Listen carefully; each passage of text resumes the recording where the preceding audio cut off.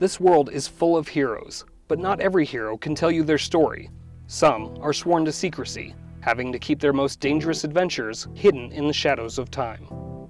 One such hero is Colonel James A Ruffer, a retired Air Force doctor with an interesting tale to tell. Colonel Ruffer is different from most veterans in that he's served not only in the Marine Corps, but in the Navy and the Air Force as well, with a total of 26 years in the service under his belt. I left the Navy in 1985 to go into private practice, and after 6 months called the Air Force up and said, can I come on board? I served at Edwards Air Force Base, Panama, Desert Storm, the invasion of Panama, Desert Storm, and other places.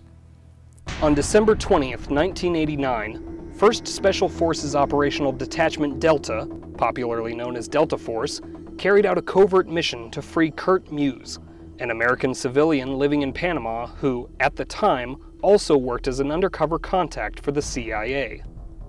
Muse was being held hostage in the Carcel Modelo, the infamous prison in which the former Panamanian dictator, General Manuel Noriega, kept his deadly menagerie of Panama's most wanted. The rescue plan, referred to as Operation Acid Gambit, took almost a year to prepare and execute, but to gather the information necessary to carry out the plan, Delta Force needed a man on the inside. He was forced to allow one doctor to visit that hostage in his prison in Panama, and that was me. I told him I needed to see him every other day, so for 9 months I saw the prisoner. I worked with the United States Delta Force to help extract him. I gave them the information they needed. Meanwhile, I'm walking through blood and witnessing or practically witnessing torture, the disappearances of prisoners, the murders, and hearing firsthand information from those inside what's going on. I helped Delta Force then plan that mission, and during the invasion of Panama, they did successfully rescue him. That took 262 days of my life, over 110 missions. During his time in the Modelo prison, Colonel Ruffer befriended several of the other inmates, who would communicate with him using various hand gestures and signs to convey the horrors they witnessed on a day-to-day basis.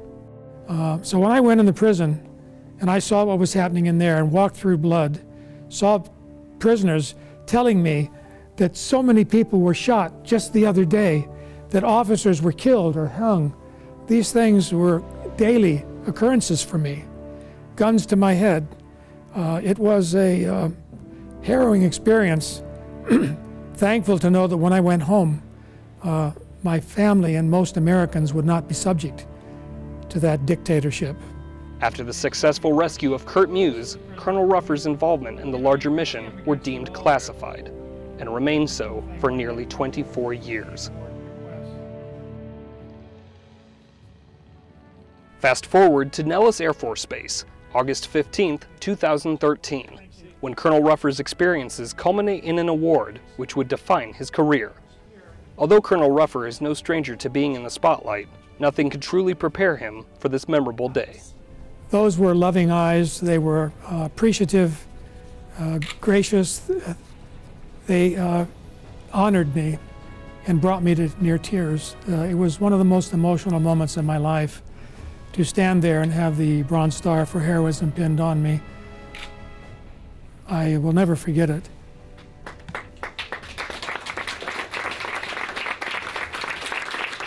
In many ways, receiving the Bronze Star with Valor marks the end of an era for Colonel James Ruffer.